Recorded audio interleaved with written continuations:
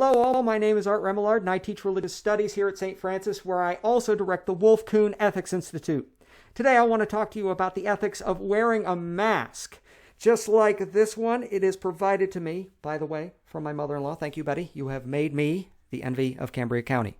Anyway, this topic really is everywhere. Just recently, Governor Wolf expanded an order to make masks mandatory for all public places.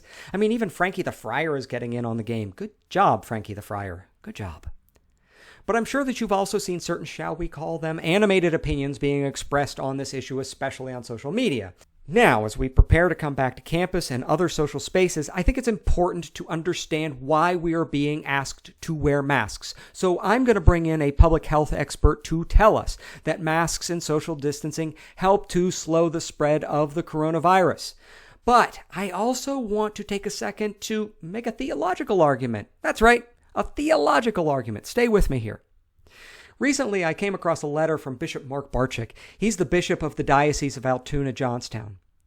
In it, he encourages the faithful to wear masks to church by first citing the consensus of public health experts. But then he pivots in a theological direction, citing the story of Cain and Abel in Genesis. When God asks Cain where his brother is, Cain responds, "Am I my brother's keeper?"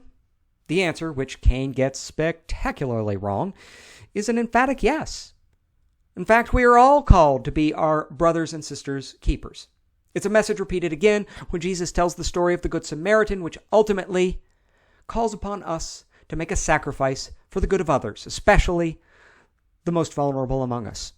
After going through these scriptural examples of people looking out for each other, the bishop then circles back to his main point, which is to request people to wear masks to church. He writes, "Wearing a face mask is a way in which we can love ourselves, since it is for our individual protection. Wearing a face mask is a way in which we can love our neighbors, so that an invisible virus is not spread from one to another." As I read this, I could not help but hear the echoes of Catholic social teaching, and especially the principle of the common good. During the Second Vatican Council, the common good was defined as, quote, "the sum of those conditions of social life which allow social groups and their individual members relatively thorough and ready access to their own fulfillment." Put another way, the common good is about our social systems and institutions and how they ought to work for the benefit of all people. With COVID-19, we know that the elderly and those living in immunocompromised states are particularly susceptible to suffer the worst consequences of this virus. But we also know that by wearing a mask and social distancing, we are taking small steps toward helping these populations stay safe and healthy. Yes, it's an inconvenience. Yes, it's awkward. But in setting aside our individual interests in service of the common good, we're doing our part to help. This is a point also made by Bishop Michael Curry. He's the presiding bishop of the Episcopal Church. In a recent interview on the killing of George Floyd and the ensuing protests, the bishop encouraged people to embrace a way of love, a way of wanting what is best for each other and every person in our society. He then suggested what he believed the symbol of this kind of unity should be moving forward. Just quickly, Bishop Curry, at the end, are you optimistic? I am optimistic and determined. And let me tell you, I've come up with a symbol for love. Let's see. And it's not the heart, and that's okay. Okay. Got a better symbol. What? It's this. This mask, the physicians tell us, I don't wear it to protect myself. I wear it to protect you. And you wear it to protect me. And when we all do that, we all win. Bishop Curry, thank you for your language of love. Thank you for being with us. We appreciate you. Thanks for being here. So there you have it, a theological argument on the ethics of masking. Well, if you're not convinced by this, I also have an expert on the issue. Dr. Theresa Horner is the director of our public health program here at St. Francis University. Her expertise has covered everything from the environmental aspects of public health to, appropriately enough, pandemic prevention. I had the chance to talk to Dr. Horner about the role that masks play in this particular pandemic, and here's what she had to say. Dr. Horner, thank you for joining us, and I just want you to tell us, why is wearing a mask so important? Wearing a mask is critically important because of the transmission of the virus.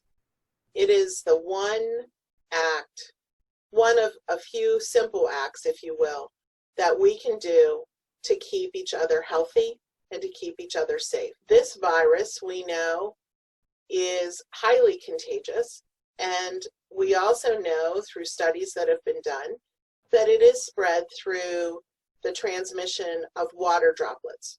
So when you're speaking, when you cough, when you're singing, those actions or those activities, if you will, produce water droplets that go off into the atmosphere. Those water droplets in turn carry the virus.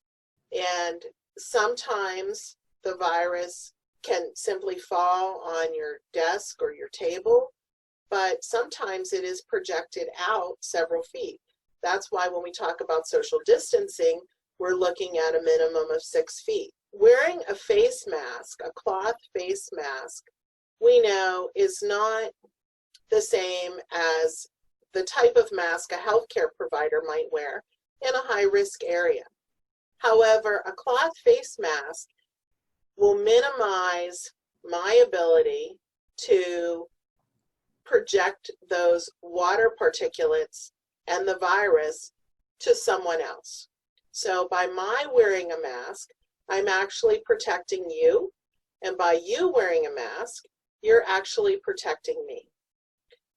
I think there's a misnomer that if I don't feel ill, then I don't need to wear a mask. Or if I personally don't consider myself as high risk, if I think I have a great immune system and I don't think I'm high risk for the virus, then I might be less likely or less proactive in terms of donning a mask. We know that from studying the virus, individuals can be asymptomatic or pre-symptomatic, not showing any signs or symptoms of illness. And this is misleading because sometimes we tend to think, okay, we're healthy and we're free of passing things on. But this is before we even know that we may have contracted something. It's before we've become ill.